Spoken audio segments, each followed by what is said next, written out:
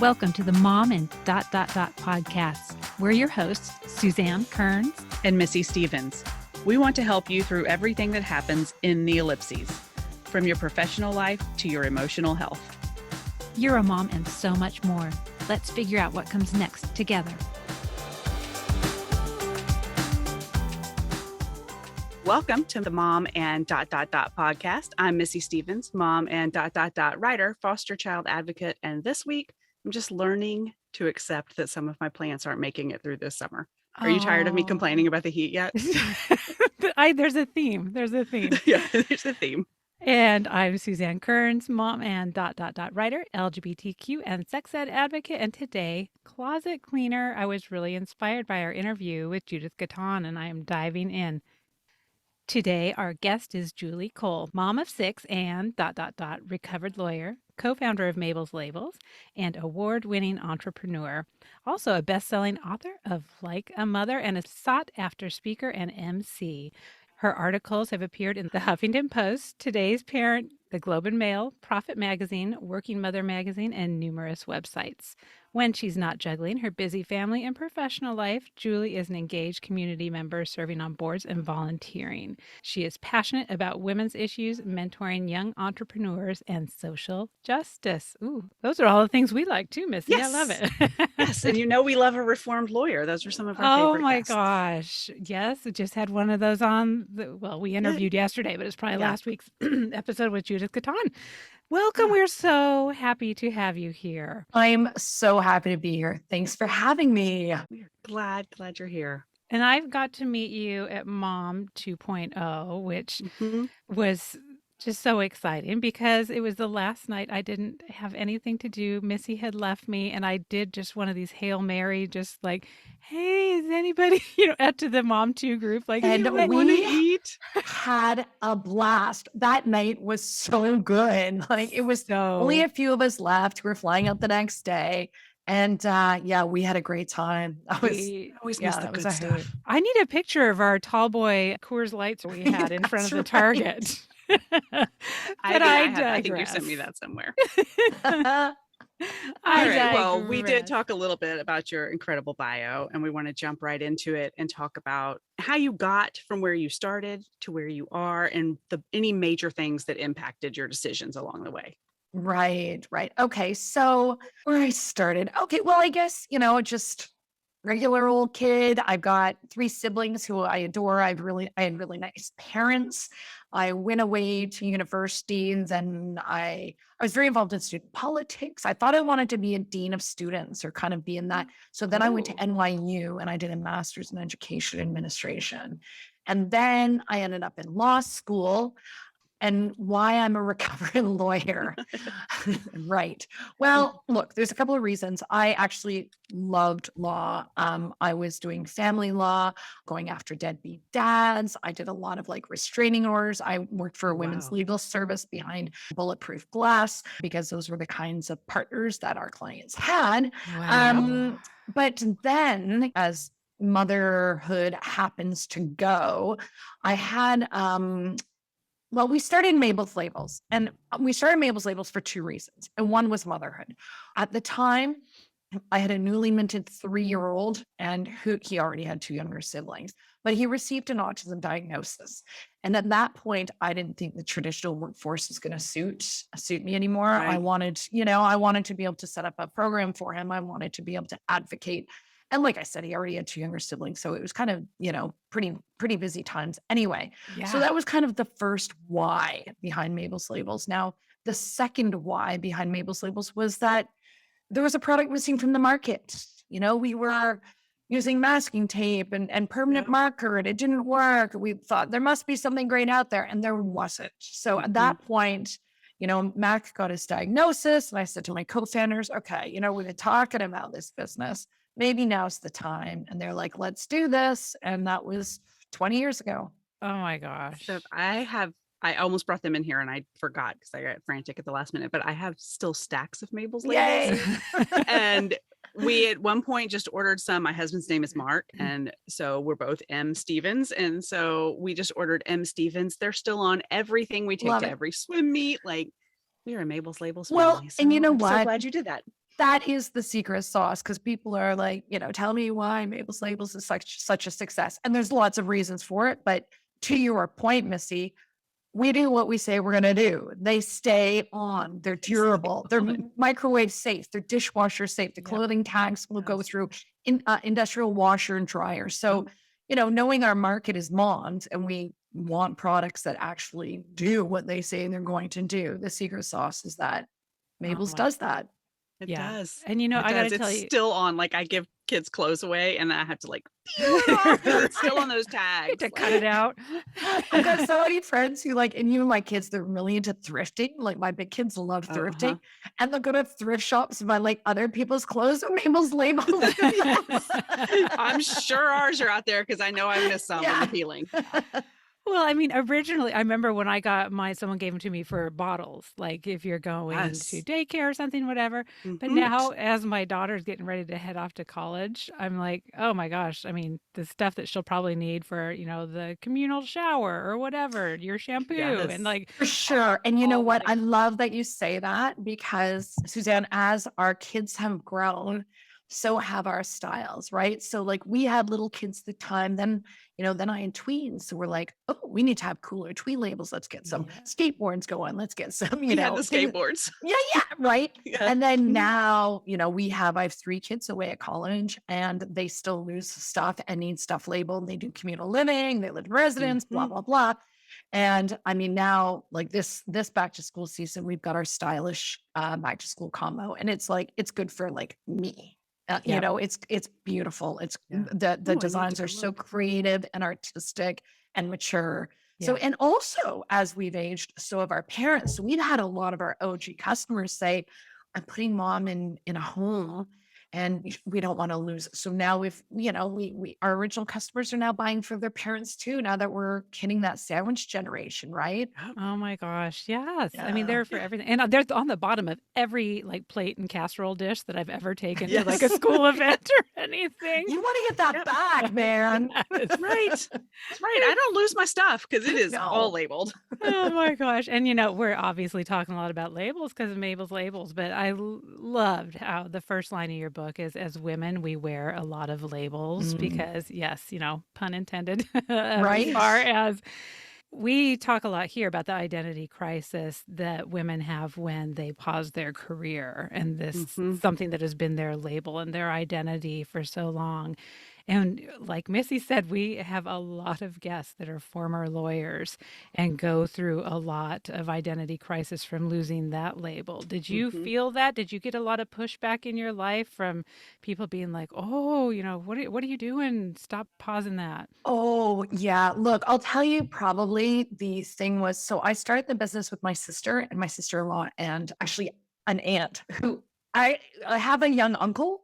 And she met him through me and they got married. So she's 2 years younger than me, but she's my aunt, So anyway, it was kind of a family, family business as well. And so when we started it, we had a financial planner, we had a teacher, we had me, a lawyer, and then we had a graphics manager. And everybody thought, I mean, what are you doing? You've been in school for so long. You guys are making good money. I remember my grandfather just being, he's like, you girls, what are you doing? So a lot of people thought we were nuts, right? Here we are leaving great careers. I mean, it took us a while. A bunch of people stayed in their careers until we could make a go of things. You know what that is? This was the side hustle for a while.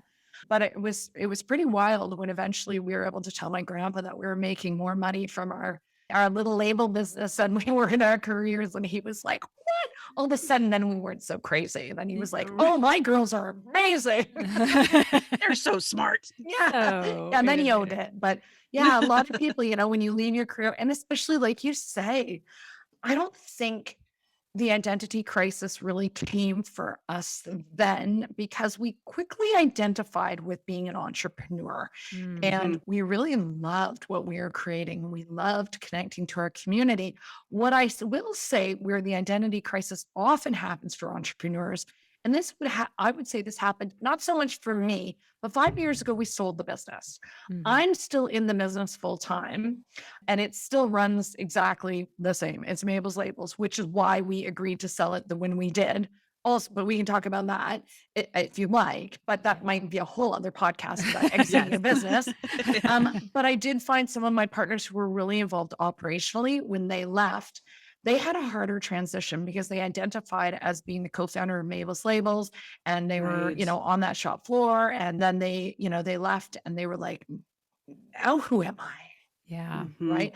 And I Now do what do think I it's do? difficult for entrepreneurs. And I think it's difficult for mothers. I think it's difficult for anybody who, when you transition out of that role, I see this with moms who, if you've been like a full-time mom and then your kids like me, if I had the 3 kids and they're all at their college, then it's like, whoa, what do I do now? You have to reinvent yourself. You have to Yeah. find, and Yeah. it can be a real struggle. And it is, and I find it's especially hard for those moms when, I feel like women get less power as we get older, because when our babies are young and our little ones are young, we're making all the decisions. We're running the household. We're making the financial decisions in the household mostly. Yeah. We're running things. And then as our kids age, we have less power. But if you have a traditional relationship and a male spouse, as their careers are climbing, they're having more power. Mm-hmm. So Uh, at their work, so there becomes this power imbalance. And I think a lot of couples, as their kids kind of fly out of the nest, really, really struggle with that. Any transition is hard. Let's face it. Yeah. Yeah. And transitions are really Yeah. hard. that's our whole goal of this podcast, is Yeah. to get women a running start. So when they hit that phase, whether it's launching when your kids go off to kindergarten, or it may be when your kids go off to college, it depends what your Right. launching point Yeah. is, but so that Right. you're ready for it. And I think you can kind of get in front of it, to your point. Like, I think for me, it was when we sold Mabel's Labels. I mean, obviously I'm still there full time. So, it's, I still really identify with the company, and Right. I'm, the spokesperson and do all the PR and things like that. But I think making sure you don't identify with any one thing too much from Mm-hmm. the get-go. Like, I'm a mom of 6, but like, as you said, my first line in the book, like, what am I? I'm an entrepreneur. I'm a mom of 6. I'm an autism mom. I'm a mom of queer kids. I'm a community volunteer. I'm a board member. I'm like, we're all these things. And I just kind of don't put all of my self-value or self-worth or self-identifying in any single one thing. Yep. And that's the I mom think and that's- dot. I was going to say Love That's it. that's our it. whole message. That's what you're You saying. have You're a like, lot of what dots. else? You're a Yep. mom, Yeah. and what else? Because, And what again, else? eventually things happen. And also, we want the what else too. I mean, even if you're home with kids, you want to make sure that you have like a social, you want to make sure that you're feeling intellectually stimulated. You want we Mhm. need all those things, right? Yep. Yeah, for sure. In fact, community, you mentioned like having all these things, and community is a big part of that. And if you are in the middle of a transition, whatever that may be, sometimes your community suffers. Maybe you leave people behind, maybe you're not intentionally, or maybe you're just in a time where you're not spending that time on building those relationships. And we've talked a lot recently about friendships in midlife. And you talk about it in Like a Mother. So we wondered if you could share a little more about how to build that part of your ellipses, that part of your dots. Right. Well, I always say your network is your net worth. And I think that is true for your business. And I think that's what women in business do very well. We are very good socially. We are good at leaning on our networks. We're good at saying, I don't know something. I'm not afraid to ask. We leave our ego at the door. Like, when we started Mabel's Labels, anyone we knew were like, can we take it for coffee and pick your brain? Like, we were taking advantage of our networks, who were accountants, entrepreneurs, neighborhood kids who were good babysitters. Everyone was involved. And Yeah. my mom was licking envelopes in the basement, mailing out. Like, we used everyone. And I do think, socially as well, I know as a working mom, I've relied very heavily on some of the school moms who are at home. And, if I can't get there in a pinch, sometimes my school mom friends are there to back me up. And then I was going to New York to speak at an event. I brought my daughter, and I brought one of her friends along, because that mom helps me out all the time. So I think we really need to, we all bring different value in different ways, and it's okay to ask for help. Mhm. I also think that I'm a big fan of the non-dramatic exit. Like, you don't have to stick with a relationship just because you've been in that relationship for a long time. Let me explain. It kind of goes back to, don't cling to a mistake just because you spent a long time making it. Right. Mm. And I found we did this at work. We had this one employee who we just didn't want to fire because firing sucks. Like, if you ever sleep the night before you fire somebody, you're truly dead inside, right? So we kept being like, oh, we'll put them on a performance plan and performance improvement plan, and we'll do. And then it got to the point where like, this is ridiculous. We talk about this employee like every meeting for 2 years, like time to let them go. This Yeah. was a mistake. So we learned a real lesson about that, about how holding on for too long to employees, you want to get the right people on the bus. That's the most important thing. Your corporate culture depends on it. Your other employees dependent. They don't want to see their friends fired, but they do sometimes want to see them gone. And it's very important for your business. And it's also very important for your family and for your social life and for your friends. I see, I've got this friend who complains about this friend she went to high school with, and they're still friends. I mean, we're 50. And I'm like, why? She's like, well, we've been friends for so long. I'm like, that It's not doesn't working mean, anymore. yeah, you can let that go. We don't like if something's toxic, let it go. And I think it's good role modeling for your kids. Like you don't have to make a big deal of it. You can just exit in a non-dramatic way. And I try to model that to my kids and try to be, if I don't get invited to something, I'm never bitter. I'm just like, you can't invite everyone. Yeah. Right. So if they don't get invited to something, I'm like, hey, don't take that personally. Come on. Like, what's the big deal? Like, we can't, just like you could invite so. Like, for a family with so many kids, like, there's very little drama that goes on here. And I really role model the non-drama. Oh, that's such a good lesson. I was just talking to a friend who happens to be a teen life coach, and she was just talking about how important it is for teenagers to learn that lesson early, that it's okay to say goodbye to a friend if it is not serving you, if they are toxic, and how important it is and how little parents actually do model that. Right. Because we don't want to be like, we don't want to show them the negativity or it seems like a failure or who knows what it is. But I think feels like is, failure. Like as an adult Yeah. who knows better, like intellectually, I know it still feels like failure. And I have, with a couple relationships in my life, spent years wondering why. And probably it was just time. It was just time. And that's the thing. I remember I had one of my daughters, she's in her 20, like 21 now, but she and a friend just kind of outgrew each other in about grade 9 or 10. And she actually found that the kid was a little bit annoying and just not, and whatever. So, but then I get a message from the mother saying, oh, the girls, what can we do? I'm like, we do nothing. We do nothing. This is not my business to get into my teens' business and try and forge friendships. I see mothers do this with their teens. And I'm like, growing apart is a very natural process. Or they get like too involved or too interested in their kids' like first boyfriend or first girlfriend or first partner or whatever. And then they get devastated when there's a breakup. I'm like, why are you so invested? These are teenagers. Like, I heard a story not long ago about a family that put the girl, like high school girlfriend, first girlfriend, whatever, put her on the Christmas card. Oh God. Like, in the family pictures. And guess what? They didn't work out. In January. Let me guess. They're like 15, You know what? I see women and moms doing this on social media too. Like, and they go to Facebook. They're like, I'm taking a break. It's been just go. Don't tell us about it. I don't want to see that you're taking a break.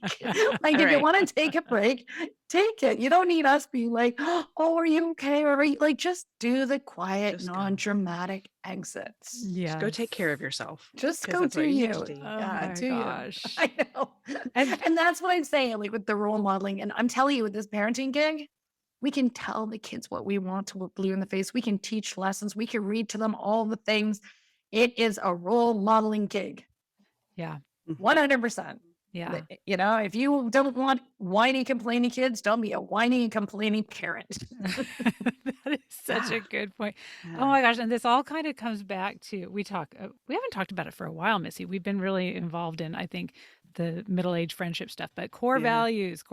Yes. We were on a kick of that for a few months there. Love it. So important. And Big fan. Yes. And I love that you had a chapter about family core values and really interested in, I mean, obviously knowing what your core values are, I'm sure helped you make a decision about leaving the law and feeling confident and becoming an entrepreneur. That meant it aligned with your values. And then, Yeah. but with a family of 6 kids, I'm sure that they all have their own personal core values. That's like, how do you fit that then into your Right. family core values, but still honor their individual selves? So Right, curious how right. you do that. So I think first of all, where I really got interested and understanding of core values was through the work. So, when you start a business, you're in a unique position to create the culture that you want. Mhm. And we did that. Like, it was funny when COVID hit, all these companies were scrambling. They're like, how do people work from home? And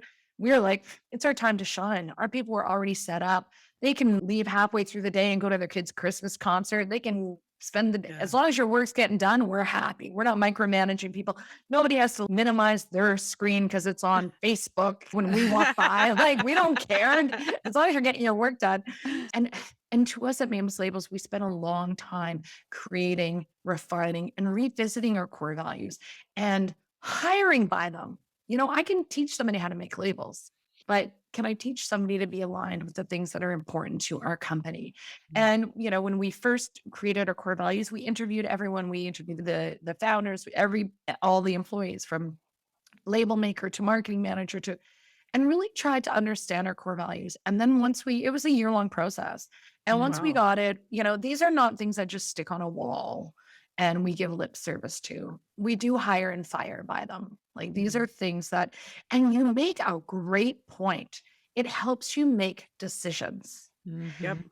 And I can remember an example where a company wanted to do a co-brand with us. And it would have been a really great co-brand for us because it was a big brand and we were smallish. And at the end of the day, I said no because they had a chemical in their product that I was not happy with. And my poor marketing manager was like, Julie, come on. And I'm like, no, we Sorry. can't. Like, go to our core values. I know, like, we spent so much time building up loyalty. We've got so much trust in our brand.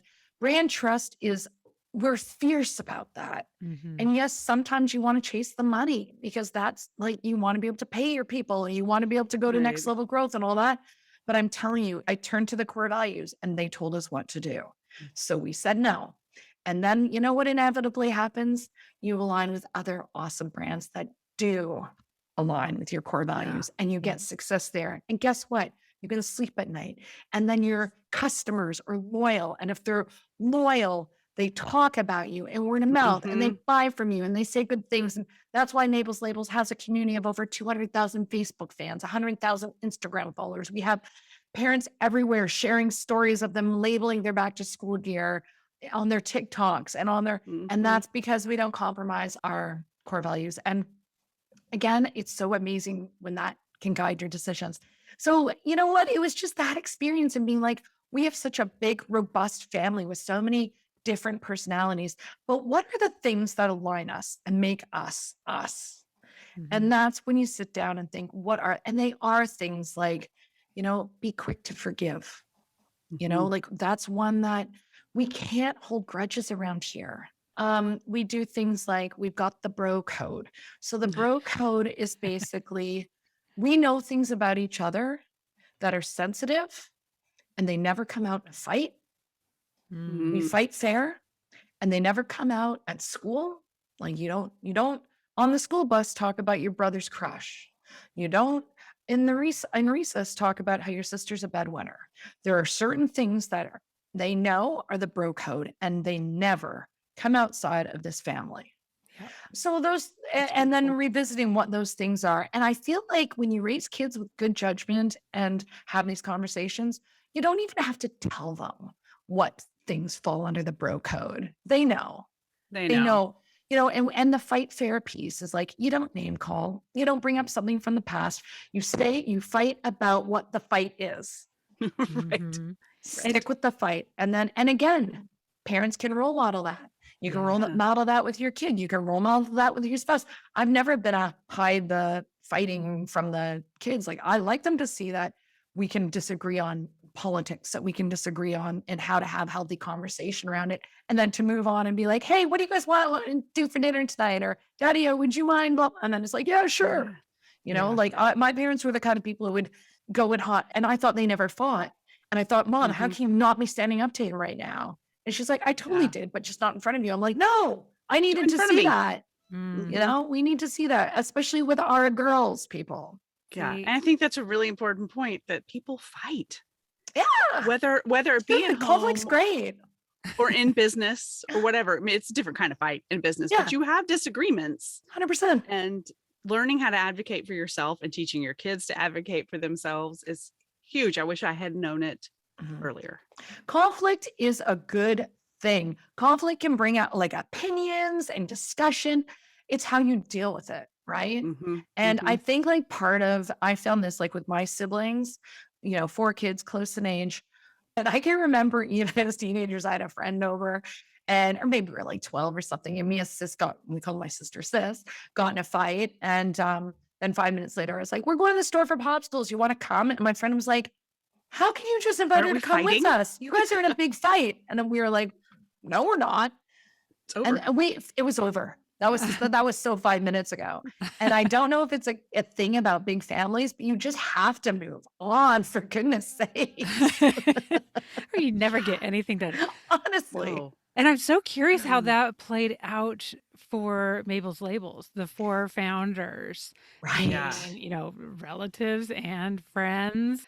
How did that work for the delegation of roles? Such a great question. I mean, it's hard enough having one co-founder, right? When there's a group Yes. of 4, couple of things about it. It was great in a lot of ways, especially at startup. Like, I see my solo entrepreneur friends and they do absolutely everything, right? Mhm. So in Mhm. our early days, it was like, okay, you do it with the finances, I'll write press releases, somebody research materials that can work. Well, we could divide and conquer. We also had 4 very different brains come on the table. So you had 4 very different Mhm. skill sets, which again, amazing because you can fill gaps. So that was awesome. Obviously, there were hard times because we have different opinions and, different ideas. But again, we had to learn how to fight fair. Mhm. And, because we're relatives and we had to be in that boardroom, have that feisty conversation and walk out and be like, hey, are you bringing the potatoes on Sunday to dinner? Or, don't forget when we go to the cottage, you said you do the barbecue Saturday night. So we had Yeah. to, all the cousins are coming for a swim tonight, right? So we had to make sure that still happened. And we didn't get it right all the time. And what we learned was we tried to learn about each other's personalities and communication skills. And we did personality things. We had people come and facilitate stuff. We got a Yeah. coach. We got somebody eventually who was like a mentor, our coach and mentor, and he came to all of our meetings to make sure we facilitated and respected each other's communication styles. Because I'm very like abrupt. I'm like, there's a problem, let's deal with it. But then Yeah. there might be another partner who has to hear like 15 minutes worth of good things before you can hit the conflict. Whereas I'd be Yeah. like, we don't have time for this, right? But you have to make time for that because everybody's got different communication styles. So learning about those and then accommodating Yeah. those. And then when we made mistakes, we'd be like, we're practicing. We'll get it right next time. We just, move on. We'll learn from it and move on. You're totally speaking our language. Yeah. That's how we started this, was let's figure out our personalities and help the people listening figure out their personalities. It just helps you understand how you react to the And world there's and why you no see the right world. and wrong, right? There's no Right. right or wrong. And people, I find in leadership, I always think that they think there's this like one idea of leadership. I love the leaders who are like, sit at that table and like listen. And then every time they open their mouth twice, but when they do, we're all like captivated, right? Mhm. Like you can be an introvert and be an impactful leader. Like leadership does not take one particular style. Mhm. And Yeah. I find that women entrepreneurs often feel that way. They're like, well, I'm not the personality. It's like, come on now. Come on. There's not one style of leadership that works for every organization. Right. Well, we're getting so close to time, but I want to get into some nuts and bolts because Suzanne and I love nuts and bolts, and so do our listeners. I cannot say nuts and bolts today. Just cut it out. Bolts and butts. Notes and butts. We like those too. But in talking about all of this, in the back of my head, like time management. How do you do it all? You've got 6 kids, you're an Mhm. entrepreneur, you've written a book, which we've barely even touched on the book, but everyone needs to go read that for sure. Do you have any just time? I don't know. I hate to Yeah. ask people for time management tips, I but is there do. something that you fell back on that's like, this is how I survive? There's a bunch of things, honestly. Oh my gosh, there's a bunch of things. So I do use a lot of productivity tips. Like I do a lot of, I do the eat the frog, the thing I want to do last, the thing that I'm Oh, procrastinating. I yes. try to do first. I try to The do the frog. touch, I like it. eat the frog. So I try to do the touch at once principle. If I open an email, I deal with it right then and there. If I'm working on a project, I turn off my notifications. You get the ding, ding, ding, ding, ding, turn that off. If people want to pick my brain because they're starting a business, that's fine, but I'm not meeting for them for coffee. What I will do though is I set up in a coffee shop like for a half day every 6 weeks, and you can book a time with me. So then I've got a half day every 6 weeks that I do instead of talking to somebody every day and using that way I can still give back, but I still can get my stuff done, which means make labels and raise children. Oh, I So love that. a lot of my no's are a lot more like boundaries. And I talk a lot about this in the book. Like with the kids, if they came home from school, Mom, I need 2 dozen cupcakes tomorrow, I would laugh and laugh and say, are you new here? Have we just met? Never going to happen. If they forget their lunch, I don't drive to the school. They can go hungry for the day or find a granola bar somewhere. I can't spend my life chasing these humans around. And, the expression I use, and I put this in the book, was your lack of planning does not constitute my emergency. So good. And that goes for staff, that goes for kids, that goes for friends, that goes for, like that's your emergency. That's not on me. So yes, I said that to a kid the other day and he was like, what? Let's just step back and think about it. So good, right? So a lot of productivity stuff, raising kids to be independent, like they have to do their own things, like invest in your kids, teach them young. I don't do for a kid what a kid can do for themselves. So, that's, I know sometimes that's short-term easy. It's easier just to do up their coat and do up their shoes and whatever to get out the door.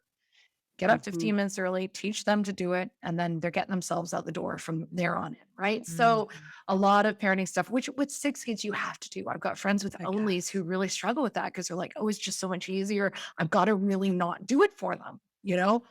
I stop myself because I know that this isn't going to help me long term, but it's just so easy in that moment. I'm like, I know I didn't have the choice, so I had to teach them, right? You could not do every little shoe and every little button. You'd still be doing them.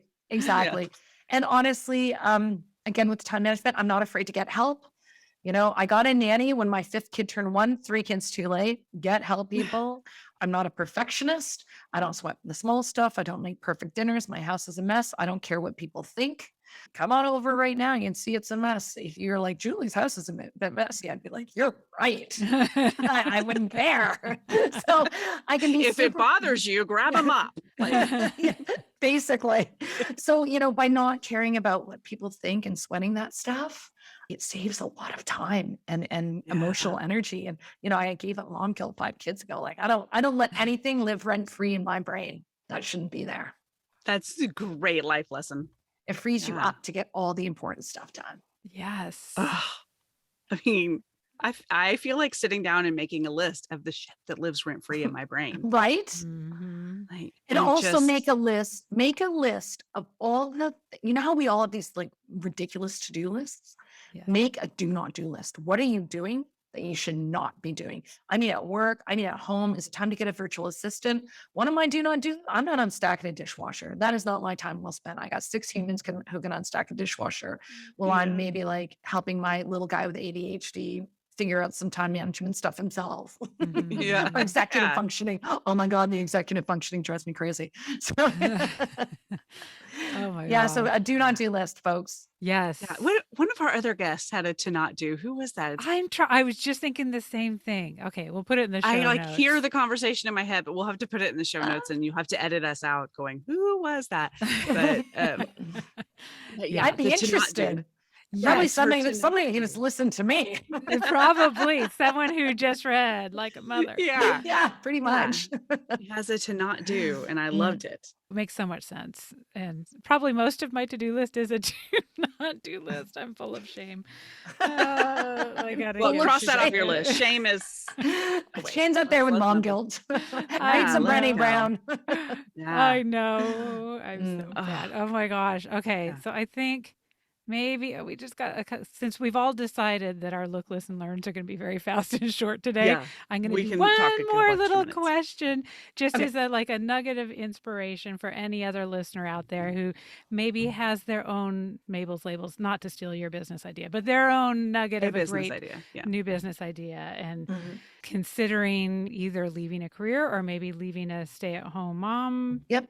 position to Sure. do this. What should they be thinking about? What should they be doing? Baby steps. Okay. So, couple of things. First, yeah, just, follow people like me, talk to people like me, email me. No's are free. Like I said, my kid, you might as well put the ask out there. No's are free. So ask, again, back to your network is your net worth, right? Ask a lot of questions, join groups, Facebook groups, do all that stuff. The other thing too, 60% of women started a side hustle during COVID. Don't romanticize entrepreneurship. I feel like there's a lot of that goes on. It's like, okay, I'm going to start a business. I'm going to make $1 billion. I'm going to do a TED talk. I'm going to write a book. Like a lot of us are in line for 20 years before that happens. Like this is not, a lot of this stuff is not overnight. Right. Entrepreneurship looks a lot like making labels in a basement till 2 a.m. when you're pregnant with your fourth child and getting up at 6 a.m. and putting a full day in with kids and then going back to a basement and making labels. It's not watching Netflix when the kids are in bed. It's not lying down. I couldn't lie down with a kid. I couldn't risk falling asleep and losing 2 hours of productivity time. Wow. Right. So I never lay down with a child. Basically, story time was darkness. No, I'm kidding. I didn't.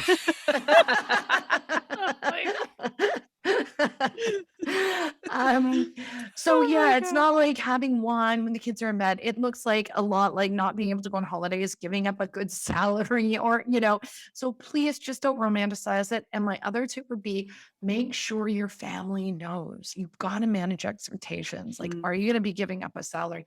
Does your spouse actually realize, if you have a spouse, that you are literally going to go and be doing your side hustle that's your spare time? If you love a lot of me time, like if you want to go get your nails done, if you want to go to the gym every day, if you want to do these things, I would say don't have 6 kids and start a business.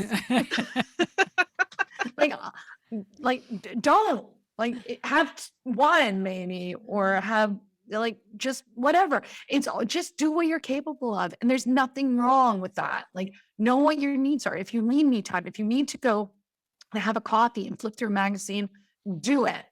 But I'm going to tell you, there was no doing that for me at that time with 6 babies, one with autism, and running a business.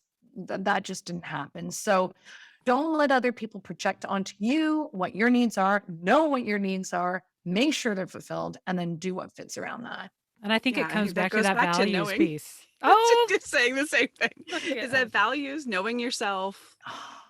For sure. oh my For gosh. sure. Okay. So, I mean, we've barely scratched the surface of all of your wisdom here. So everybody needs to go buy the book, Like a Yeah, Mother. and follow Julie. Where can they follow you? Yay, there it is. I'm putting the book up in the video. Yeah, Like a Mother, Birthing Businesses, Babies, and the Life Beyond Labels. It can be found on Amazon, Barnes and Noble, any of your favorite booksellers. Go to their website and you will find it there. And Kindle, And they like can find ours. me. Oh yeah. Maybe you could drop the link. And also, you can find more about me at mabelslabels.com/Julie Cole. Okay. And I'm on Instagram at Julie Cole Inc. and at Mabel's Labels and all the usual places. Great. And All right, yeah, we'll we link will to have all of it. exactly. Well, I think it's time for our condensed look, listen, learns. Super fast. Look, listen, learn. Yes, we were just saying that it's summertime. We're all busy. We haven't learned a lot. And Missy and I just had an interview yesterday with Judith Gaton, which I think will be airing a week before this. So go back and listen to it if you haven't. But we used up all our look, listen, learns on that. So it's going to be a quick one today. But if you are joining us for the first time, welcome. We're so glad you're here. And the look, listen, learns are just an opportunity for all of us to share something we've been either watching or listening to or learning about that maybe you can incorporate into your dots and your ellipses. So yeah. We don't want to throw any of our guests into the hot seat first. So, Missy, what have you been look, listen, learning? Okay, super fast. I found this. Of course, I found it on TikTok because that's where I spend too much time. Talk about not using your time wisely. But I found some great stuff there. There is a creator I follow who is just, she talks about running, but she just also talks about being a mom and what she likes, whatever. But she mentioned that she has some friends that they have this thing called the Creepy Book Club, and they read a creepy book every month. And they met online. I may not be telling this right, but they met online. And then sometime last year, they had a retreat together and hung out at the pool and talked about their creepy books. Well, everyone was like, we want to be in the Creepy Book Club. We think that's so cool. So they've opened it up, and now there's a TikTok account called Creepy Okay, Book Club. hold on. I think the Creepy Book Club should be meeting in a haunted house and they should be like doing seances and like, let's get real. Come on, not around a pool in a spa. I want an on-brand retreat. On-brand retreat. I'll send you her link, and you're going to be like, next year's retreat needs to be creepy. Yeah. But they recommend all these creepy books, which occasionally I love a good creepy thriller, suspenseful read. So if you like that kind of thing, there's lists and lists of books, and they actually have a book club book every month. You can go and join the discussion, but that's probably not going to happen in my life. But I do take their list of books on my to be read. Missy, I have to tell you, if you like creepy books, so I did joke when I was writing my book that because I was one of the cottage to write for about a week. Yeah.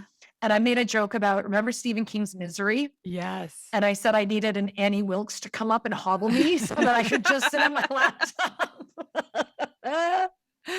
One of my favorite creepy books and movies ever is Misery. Like, I just feel like when Kathy Bates in that book, in that movie, oh my God, horrifying, so horrifying. good. So one of the good. scariest characters ever. Yes. Love it. Oh, I need to So that is that. my reading recommendation. And then I forgot to ask you French speaking people how to say this. I think it's Jouer. It's Jouer. Sure. And it's a cosmetic brand. That's how Texans say it. But they have these multi-sticks that I'm a cosmetic / product whore. I don't really do my makeup a lot, but I'm a sucker for trying new things. And this Marketer's is my latest. delight. You are Missy, a marketer's a delight. Freaking marketer's dream, the ultimate consumer. But this one is bronzing, and then this is like cheek and lip tint, and I love them. They go on really well, and I can just like slap them on and rub them in, and they're done. So I will link to those too. I really enjoyed those. See, now we've learned something. There you go. That's what I learned, is that I don't know how to pronounce this French makeup. Like it. So what about you, Julie? Okay, so what am I looking? I got a lot of, my kids are 13, 15, 17, 19, 21, 22. So I have to admit, probably not doing a whole lot for myself at the moment. For me, staying connected with my young people is super important. And I find a great way to stay connected to them is to jump into their interests. Yep. So that means sometimes watching Minecraft and watching like them play video games and watching their shows. Like right now, I have a son obsessed with Breaking Bad. So I just finished the first season of Breaking Bad, which is far too gory for me and not at all in my wheelhouse. But he's watched it all, and he's so passionate about it. He's watching it with me to watch me watch it. Oh my gosh. So, and then to have those conversations of who's your favorite character, why, what did you think of this scene? So it's a great way of keeping communication open with the teens. And same with the music. I'll try to go to concerts with them or listen to the music that they're listening to. And actually they do like really great music, and it exposes me to, something different. And their podcasts. I've got a couple kids who love like creepy podcasts. So when we're in the car, we'll put on the creepy podcast and listen to those together and then talk about them, of course. So most of my stuff really is about them. I also do try to read books that my friends have written. I've got a friend, Erin Pepler, who just wrote a we love Erin. Oh, do you love Erin? Okay, so she lives we live in the same town, and she actually gave me a really nice shout out in her book, which was so sweet. So Send Me Into the Woods Alone. She wrote that. And then my sister-in-law, who's also my co-founder, just wrote a book called Big Gorgeous Goals. And it's about women who are trying to do big goal setting, like professional women, and helping them. And her name's Julie Ellis. So I've got a couple of friends who've launched books lately. And I feel like, I have a bunch of book author friends. So I do try to support them. Oh, another shout out for Erin and the, moms or women supporting women. It was at a Mom 2 conference, God, a zillion years ago, where, do you remember this, Missy, when I dropped the BlackBerry right on my white jeans at breakfast? You didn't. And I was walking around in the hallways in Pasadena Every or picture whatever, was strategically with covered. my hand over my Yeah. leg, like trying to look normal. You take like the program and be like, ooh. All my pictures look like I'm doing this little sassy, like, woo, because I got my hand on my leg. And I posted about it on Instagram, like, oh my God, I'm such a mess. First thing in the morning, blop, I get this BlackBerry. Erin comes over to me during a conference. She's like, hey, and she gives me a little Tide stick. Aw. And I was like, there is Erin. no way this is going to do anything, but thank you. And I go, rub, rub, rub, rub. But halfway through the presentation, it was. You probably got it. You probably got the stand out just in time to pour red wine on yourself later. Right. At the Iris Awards. Yeah, exactly. Oh my God. So yes, I love her for many reasons, but that will forever be in my heart. That's so I had cute. forgotten Yeah, that was carry Erin. carry a stain stick, y'all, and you Yep. will forever. People will be indebted to you. So awesome that she noticed it on social media and was like, oh, Yes. she's here. And then came over very quietly. She's like, Cool. here, let me just boop, boop, boop. And She's the fixed best. me up. Oh, so nice. That's so awesome. Oh, okay. So I got 2 what minutes do and you- it'll only yeah, you got take 2 2 minutes. What are you minutes for learning? my look, listen, learn, because it's all the same thing. I have been looking at and listening to and learning about our new Roomba. And I have not even been so much looking at it. I'm looking at my husband looking at it because, like, I don't think he's gotten any work done in the past few days. He watches it. There's an app on your phone. It maps out your house. It's like, look at how well it knows our house. And like, he's watching So has it. it gotten stuck anywhere? No, because I 'Cause we used have to. an old Roomba, and Yes, and it can get stuck it's a in a bathroom boy or in my under a mind, and he chair. gets stuck all the time. Yeah. He's gendered. And I he's used gendered, and I'm like, where is he? And he's like ramming his head. And so maybe we need to upgrade to a newer model. I used to have a section of my Pinterest called Roomba shaming, and I would just like put little Post-its on places that it managed to get lost or stuck in the house because, we've had several and it was not great. But the thing we run into is we got 2 super furry dogs. Us too. And I mean, you Put spent them on the Roomba for a little ride. well, that was the thing. The sound of it made the little one bark at the big one for some reason. Like it was Bear's fault that the Roomba was there. I don't even know it. And it would You get shed more than I do. it would get full so fast that it didn't even it couldn't do its job. Or you spent your whole time chasing it around and emptying it out and then putting it back in. Yes. So this new one has a thing where it's like, oop, I feel full. And then it knows the map of your house and it goes back to its little place. And I thought when I'd always seen it, I would always thought it just kind of pooped the dirt out. I was like, there's no way it can poop out as much dirt and stuff as it's going to get. But it doesn't. It sucks it out. So it vacuums the vacuum. So when it goes to its dock, all of a sudden you hear this like, all right, you got to send me the link. And it sucks it out and then it fills it. But that was my husband's like, he's like, the one problem is it looks like there's a little toilet sitting in our house because it does. It's shaped like a toilet. Love it. But yes, so that is, I've been listening to it because it does not make the dog bark. So it's like a different octave or decibel or whatever. So it's a more dog peaceful one. No dogs are barking. And again, we're looking at it because every time my husband's looking at his phone, I was like, are you looking at the Roomba map? And he's like, it's very efficient today. It's the little things in life. Yes. the little It's the little things in life. I know. And because he is the resident vacuumer, I'm like, whatever you need. So that has been my look, listen, and learn this week. Thank you, Roomba, if you're making it so all right, I'm getting the link from you because we need one. Yeah. I don't even want to know how much it costs. So if you find out how much it costs, do not tell me. Don't tell me. Because I'll be like, take it back. No, I won't tell you. I'll tell you it was free. Thank you. Yeah, exactly. Oh my gosh. Well, I am so excited. Thank we you, got a chance to Julie. chat with you, Julie. Oh, it's so nice. So nice to be here. Thanks to and great seeing your faces and hearing your So good to voices. see you, I know. And yeah, if you find that picture of us in front of the Target, send it over. Oh my gosh, we'll right? include it in the show notes. And I hope you've I've already registered for Mon 2.0 next year. Yes, I have. I did it before Good. we even left. So yeah, stuff. we'll see you there, if not sooner. And yeah, Awesome. everybody definitely go get Like a Mother. Missy and I have it on our. Usually we show the book, but I was like, it's on my Kindle. It's on my Kindle this time. So well. I got it. I'll there show you it. go. There Thank we you. go. And we'll put a nice big screenshot in the show notes too. All Awesome. right. Well, All thank you right. so much. Have a great rest of the day. Have a good afternoon. Thanks, gals. All right. Bye-bye. Thank you so much for joining us for the Mom and podcast. We hope you enjoyed today's show, and if you know someone else who could benefit from the episode, please be sure and share it with them. And while we're begging, please subscribe and rate us wherever it is you listen to podcasts. You can find links to all the things we discussed today in our show notes or over at our website, momandpodcast.com, with the A-N-D spelled out. In between shows, find us over at the socials, including our private Mom and Community Facebook group. The links to that group and all of our socials can be found at momandpodcast.com. Thank you so much for your support. We appreciate you more than you know. Now go out there and make your ellipses count.